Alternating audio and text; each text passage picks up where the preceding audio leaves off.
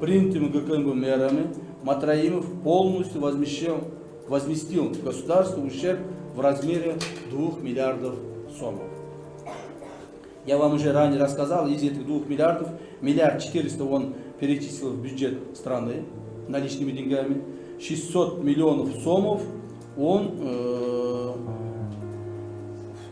обращен в доход государства недвижимое имущество в виде одного торгового центра и 9 квартир.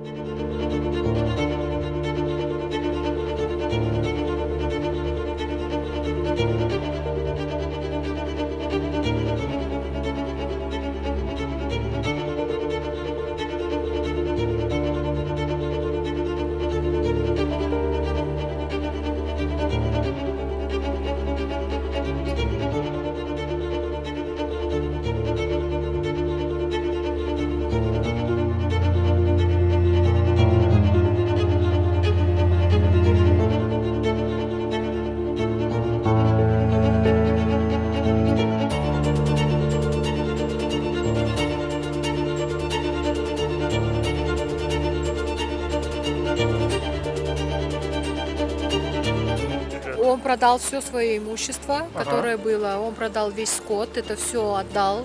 Они также взяли кредиты.